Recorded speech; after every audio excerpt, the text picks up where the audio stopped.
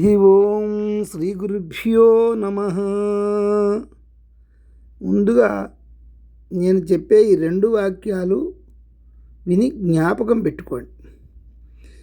మొదటిది, వచ్చేవి పోయేవి ప్రతి మనిషికి. ఏమిటవి? వచ్చినా వదిలిపోనివి రెండోది.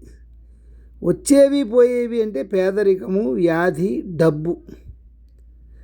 అలాగే వచ్చినా వదిలిపోనివి కీర్తి, జ్ఞానము, విద్య.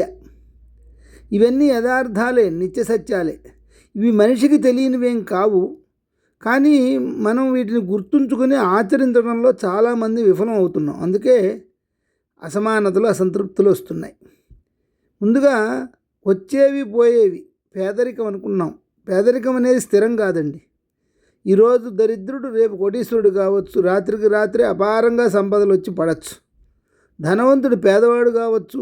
బండ్లు ఓడలు, ఓడలు బండ్లు కావచ్చు. అందువల్ల పేదరికం స్థిరంగా ఉండేది కాదు. తరువాత వ్యాధి. అంతే. వ్యాధి కూడా. వ్యాధిగ్రస్తుడు ఒక్కొక్కసారి చావు అంచులోకి వెళుతున్నట్టే అనిపిస్తుంది. సకాలంలో సరైన వైద్యం దొరికితే వ్యాధి నయమై మళ్ళా ఆరోగ్యవంతుడు అవుతాడు. వ్యాధితో మరణిస్తాడు అనుకున్నవాడు ఆరోగ్యవంతుడే 100 ఏళ్ళు జీవించవచ్చు. ఇక డబ్బు. డబ్బు కూడా అంతే. అది లక్ష్మీ స్వరూపం. లక్ష్మికి చెంచల అని పేరు. అంటే ఎక్కడా నిలకడగా ఉండకుండా సంచరిస్తూ ఉంటుంది. క్షణాల్లో చేతులు మారే డబ్బు వస్తూ ఉంటుంది, పోతూ ఉంటుంది జీవితాంతం. వచ్చినా వదిలిపోనివి కూడా ఒక 3 ఉన్నాయండి. కీర్తి. ఒకసారి వస్తే చాలు, అది అలాగే ఉండిపోతుంది. కీర్తిని సంపాదించుకోవడమే కష్టం. నిరంతర సాధన లేనిదే కీర్తి రాదు.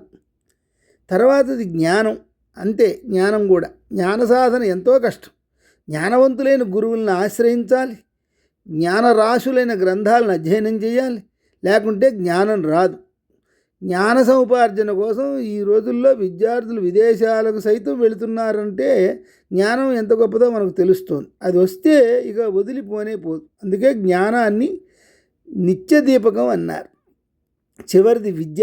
విద్య కూడా అంతే. దాన్ని ఎంతైనా సంపాదించవచ్చు. ఎన్ని పరీక్షల్లో కృతార్థులైనా, ఎన్ని యోగ్యతా పత్రాలు సాధించినా అవన్నీ మనిషి వెంట జీవితాంతం పరిగణలోకి వస్తాయి. అందుకే ఎంత ఖర్చు చేసినా తరిగిపోని ధనం విద్య అంటాడు భర్తృహరి.